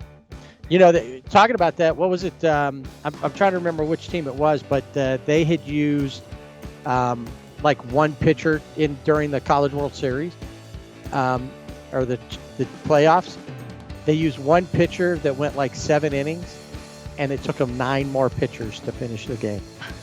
It was one of those like Arkansas, or not Arkansas in that case because they were choosing every week, but it was like one of those high scoring games where they were close to begin with, and then they just couldn't get the other team out. I have to go back and look and see what happened there. So anyway, we're going to hop into the bullpen cart and take a ride around baseball. And before we get to the players of the week and the players of the month, which we promised you last week, so no missing out on the tease there. We did lose a former Dodger and a great manager. Yes, Roger Craig passed away at the age of 93. He debuted with the Dodgers in 1955 and made 1 start in the World Series, which the Dodgers won. His best year came in 1959 when he pitched to a 2.06 ERA and finished 13th in MVP voting. The Dodgers won the World Series again that season, and he made 2 appearances in the 1964 World Series for the Cardinals, winning his 3rd ring. He managed the Padres in 1978 and 79, and then with the Giants from 1985 to 1992. He won the division twice, including in 1989 when the Giants won the NL pennant for the second time in San Francisco and the first since 1962. He pitched in the majors for parts of 12 seasons. He was with the Dodgers, both in Brooklyn and Los Angeles before the expansion Mets, and then closed his career with single season stints with the Cardinals, the Reds, and the Phillies. In all, he appeared in 368 games as a pitcher, and he managed 1,475 games. Farewell to Roger Craig. So let's move on. You want to do the players, pitchers, rookies, and all that of the month first, or you want to do the players of the week? Let's do players of the week. And that would be for the American League Player of the Week, off of the wheel, coming back strong, Corey Seager hitting .407, 2 home runs, and 10 RBIs. And then the NL Player of the Week is Cubs' Marcus Stroman. He is 2-0, 15 innings pitched, no earned runs, and 14 Ks. Yeah, it was a great week for Marcus Stroman. Last outing against the Padres, looking really good. And in fact, Juan Soto had to appreciate Marcus Stroman because Stroman struck him out and then did a little bit of a Soto strut when off of the mound there. And Juan Soto had to tip his hat to him basically after he did his strut across the side of the mound after the strikeout. So awesome. What I like is when people do that, and then the player that they're kind of not mocking so much, but they're kind of just, hey, I can do this too. Yeah, I people see have done you. that with right, exactly. Because a couple of people have done that with Tatis's little stutter step at third, Right. and it's not causing bench clearing brawls. There was No. a time that would have happened. But, Yo, definitely. yeah, not so much now. And if you were playing Bob Gibson, he would have thrown at your head after something like that. Exactly. Yep.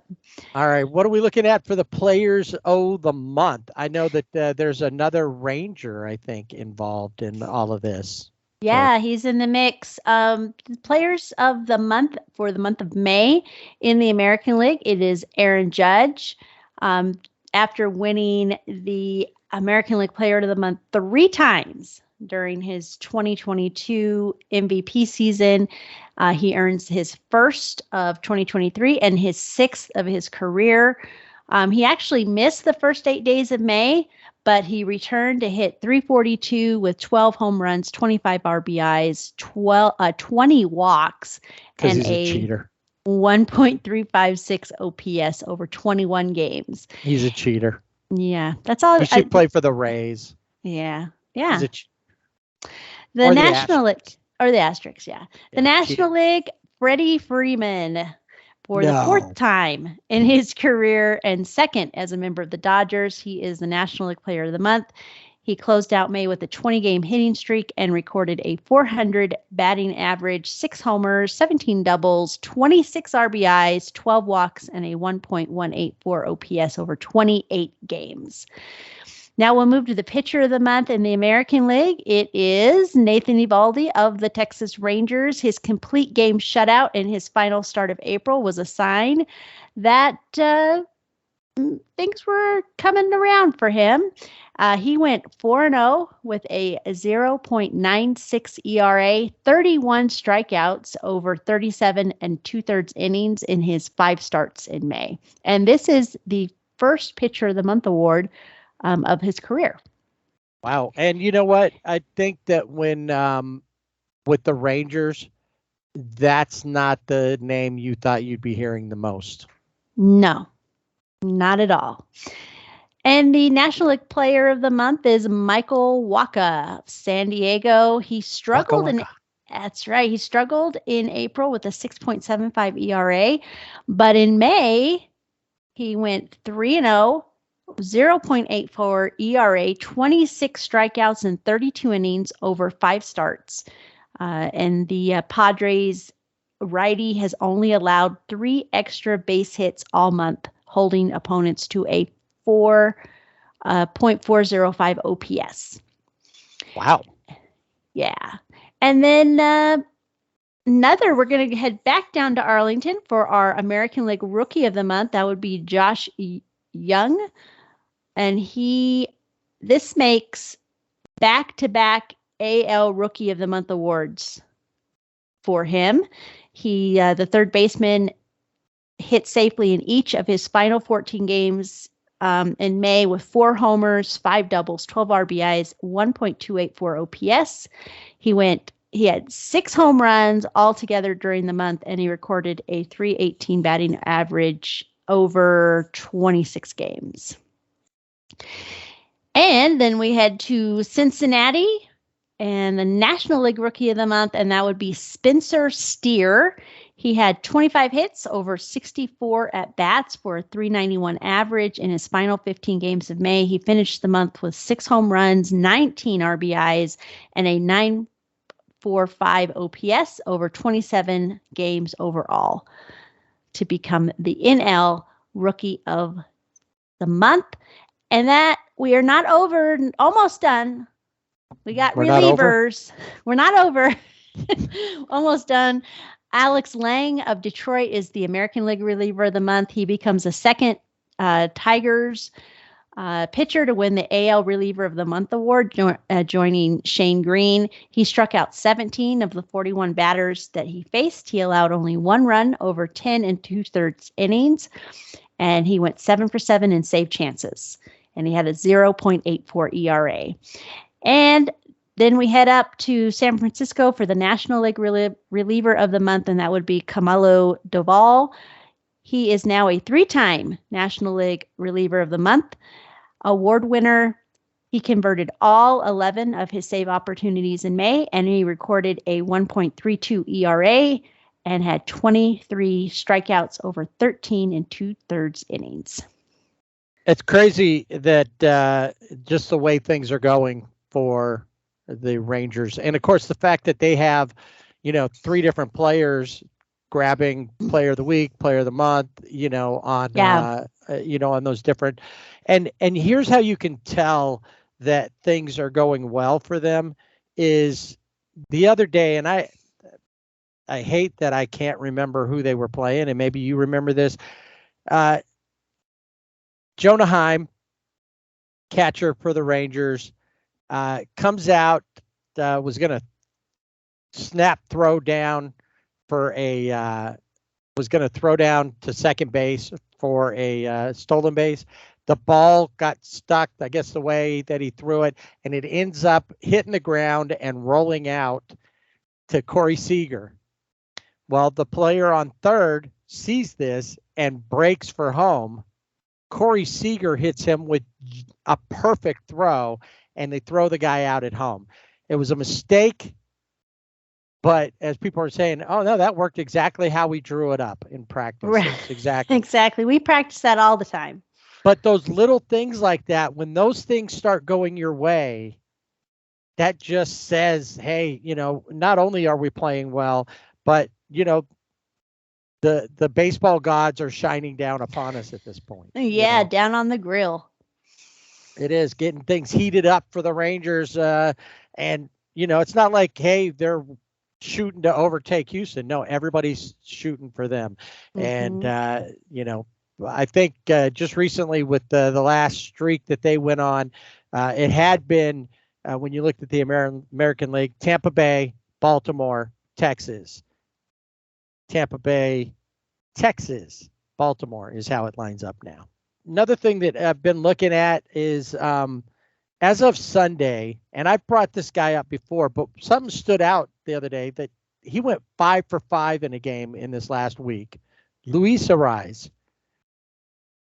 And I kept wondering, do you think that the Twins are wondering why they traded him? I mean, who wouldn't think that? Any team that had him. Pablo Lopez, who's pitched well for him. Yeah. But the Marlins went from just being a a team somewhere in the middle to the low end of the pack to being in second place, and he's really helped bring him up. When you're hitting 5 for 5, he's at 392. He's only gone hitless in 10 of 55 games this year. He struck out 11 times in 227 plate appearances. Teoscar Hernandez from the Mariners leads baseball in strikeouts with 81 strikeouts over 243 plate appearances. So, I mean, that's less than 20 plate appearances between the two of them, and 70 strikeouts difference. Yeah.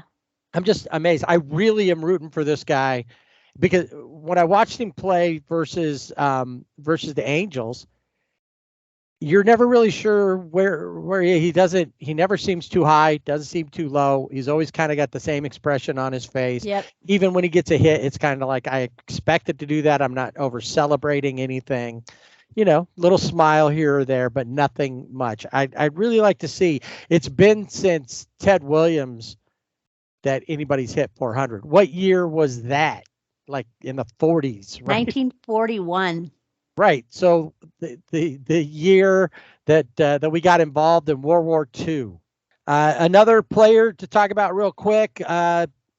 Now potentially former Guardian. He could end up being a AAA player if nobody picks him up. But DFA'd was Zach Plesac. Yeah, the Guardians designated him for assignment to make room on the 40-man roster for right-hander Tristan McKenzie. He had been on the 60-day IL, and he was activated.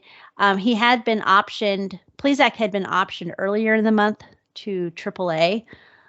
So, yeah, we'll see. I mean, he was a 12th round pick by Cleveland in the 2016 draft. He made his debut in 2019, began his career pretty impressive. On an impressive note, he had a solid 3.81 ERA. And then he just has kind of, he just dropped. He did violate the MLB's health and safety protocols during the 2020 season. So, Yeah, he was somebody that you were worried about when he came through, because you had Bieber, you had him. Who else? There was another one. Clevenger, was part of that mix, and then Tristan McKenzie had picked up, and then Tristan McKenzie became the number 2 to Bieber, and Plesac kind of just faded away. Somebody's gonna take a chance on him. Oh, sure. I mean, his ERA right now is 7.59. That's across 6 starts. He has failed to pitch into the 6th inning in all but one of his appearances, and then he struggled. They sent him to AAA, and then it got worse. I mean, he stayed consistent. Let's just say that. 7.56 ERA in 25 innings.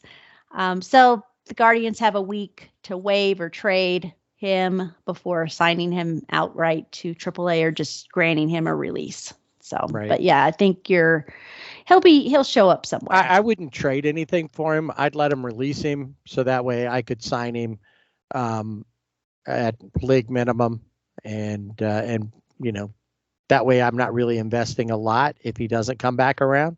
Yep. Speaking of players that were DFA'd and not picked up, something I could have mentioned back in the Angel segment, but Brett Phillips is a member of the Salt Lake City Bees. Nobody grabbed him while he was available. And also we could go back to that, since the Angels played the White Sox, our old friend Hanser Alberto was let go. So, and with the way the Dodger bullpen has been going, I think that they should maybe pick him up. Back. Yeah. Minor league, do it on a minor league deal. Mm-hmm. When hurt, he could come up, take Skip's place. Yeah, right. And then it looks like our old pal, and I'm not really sure how all this works, but our old pal Albert Pujols has a new job. couple of new jobs, really. One of them, he's now one of the many special assistants to Rob Manfred. Which you would think with people like Albert Pujols, Ken Griffey Jr., those are that's the only two I can think of off the top of my head. There's others that are these special assistants that these crazy things that are happening in baseball, when they have his ear, you're like, how special are they? Is what I want to know. When they're around, when Junior and Albert and all of the other, because there's a bunch of them. I saw the list. Yeah. I didn't even realize some of those guys were in that job. When they start talking about things that'll make the game better or don't do that, he's got his fingers in his ears and he's doing that la la la la la la. He must be. Albert Pujols is talking to me and I am not listening. He's like, I am not, I don't want to hear it. This is not what's going to happen. Well, yeah, I think you're right. So Albert is going to be consulting with with Major League Baseball on different topics, mostly with dealing with player relations and issues in the Dominican Republic. But he also will be part of MLB Network as an on-air analyst. And he's going to be you'll see him at different shows. So in the morning, maybe in the evening. Yep. He'll be part of all that. And like I said, from all of these guys who are like connected, Ken Griffey Jr., another senior advisor, Cal Ripken, a senior advisor for youth programs, CZ Sabathia, we heard about him. Right. Of course, Joe Torre has got, has like a senior vice president for on-field operations, I think it is. Mm-hmm. Remember this name, mostly he played for a few different teams, but a lot of it, I remember him from the Mariners. Raul Ibanez. Oh, yeah. Is also in there. Ray J. Davis, Adam Jones, Dan Otero. All these guys who were players are all now somehow connected. What I want to know is how does this play into his personal services contract with the Angels? I was wondering about that too when I heard that he became a special assistant. So I don't know. I mean, is that no longer the thing? Because they're going to pay him $1 million a year for 10 years. Right. Now, does he still get that? If they call him, he goes and does that. I mean, I don't really know what, he, in reading some stuff, he's been able. I saw him at the Dodgers Cardinals game. He was, I read a story where he stopped in and saw, like during spring training, saw the team. The Cardinals stopped in and said, "Hey there," so there's a lot of different things. I still go back with Albert and I wonder, how many home runs he could have hit if he'd have had better seasons with the Angels and not spent so much time on the wheel.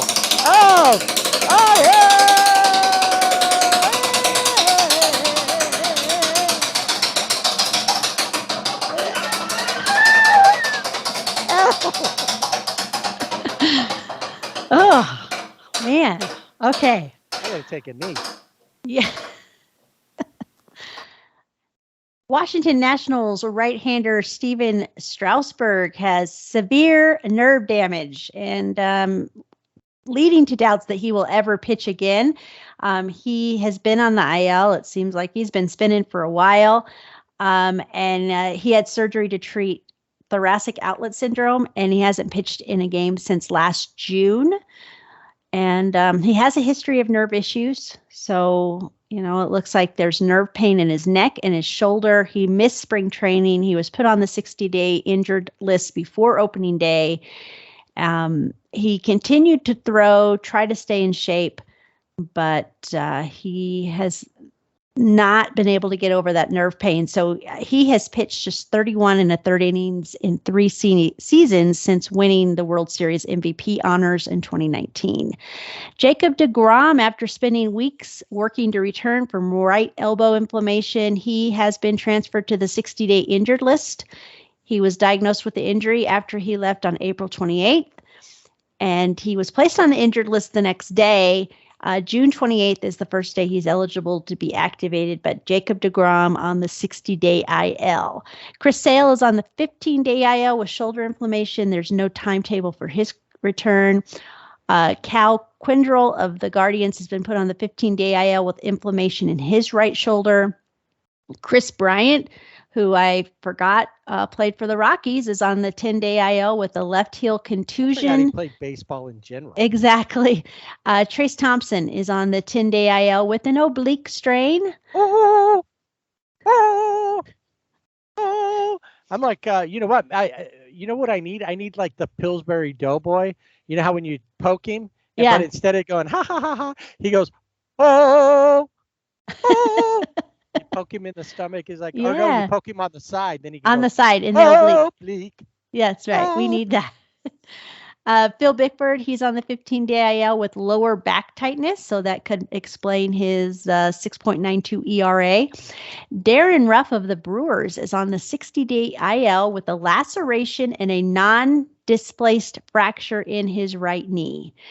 Now, did you know a non-displaced fracture is when the bone cracks or breaks, but it keeps its alignment?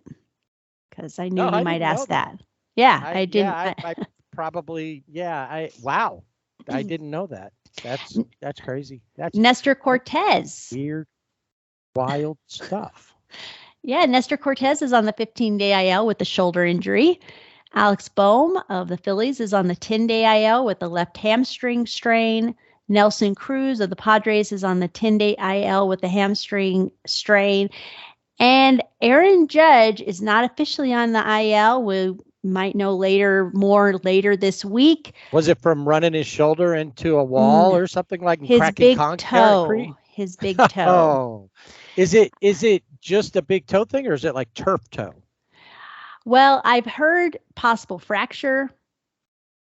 That's how he cracked the concrete. That's right. His toe cracked the concrete. And so that wall, that little, concrete step will be on the IL or is on the IL at Dodger Stadium. So they can get so we'll watch Aaron Judge. Jose Altuve has that strained oblique, but is not officially on the IL. I got to tell you, just since you're talking about him, Mauricio Dubon has filled in ably for Altuve.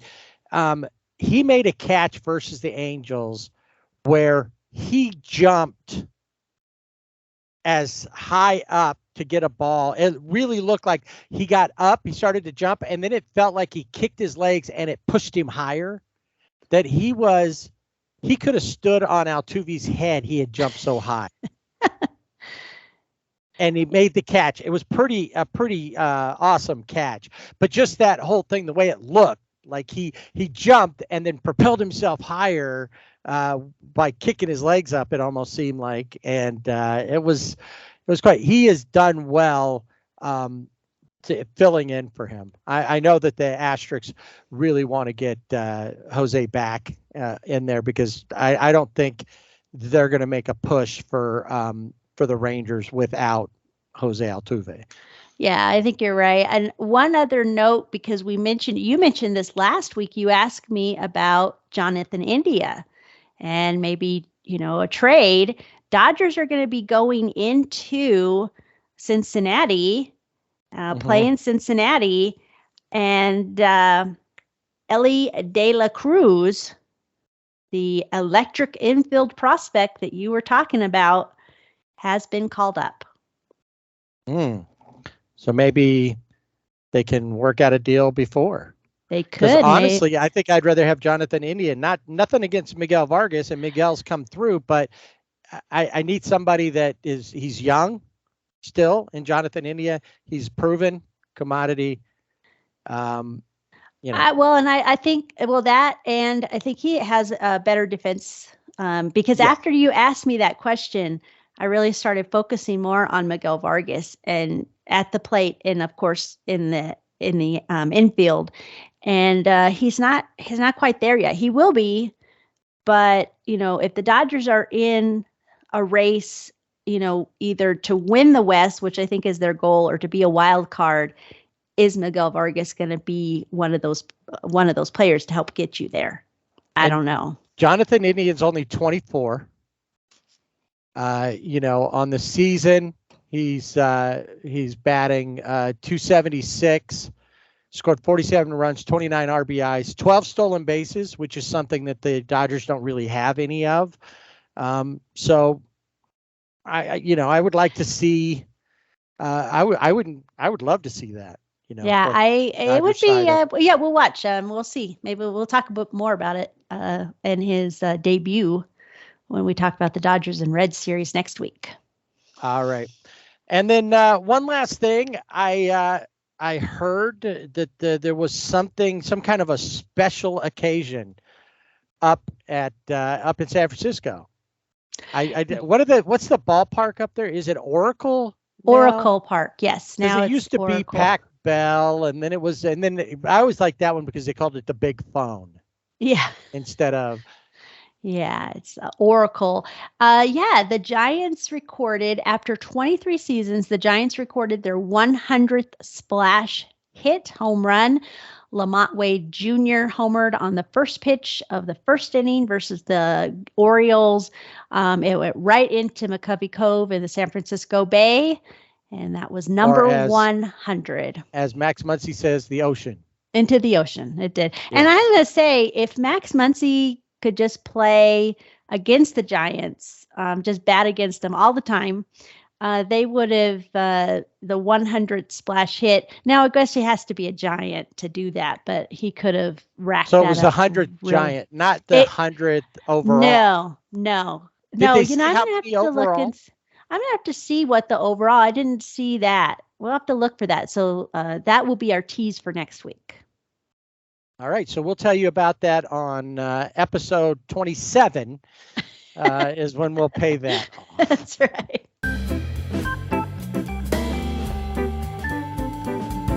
And that'll wrap up our episode for today. We appreciate you stopping by and listening. Something that we didn't do earlier in the show like we normally do, we'll do now. Find us on Twitter at Sibling Rivalry BB without the A. And on Instagram and Facebook at Sibling Rivalry BB with the A.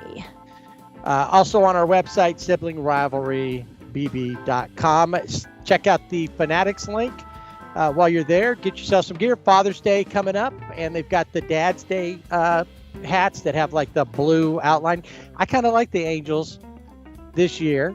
There's been others in the past that I like more, but they've got the red hats, but then they've kind of got that light blue around the A, and they do that with a bunch of them. So there's a lot of great options for Dad's Day stuff. Plus, get them your favorite college as we continue to watch the road to Omaha. We're one step closer. Next week, we'll talk about how all the super regional series found out and who's actually going to be in Omaha to maybe walk away with that title. So we got that next week. We will follow up with how the Dodgers play in Cincy and Philly, the Angels. And I don't even remember who they're playing anymore. The Cubs and the Mariners. That's right. So we'll see how all that works out, and also see if anybody falls off the IL, or at this point, there's more people on the IL, it seems like, on the wheel than off of the wheel. And if you noticed, pitchers. Yes.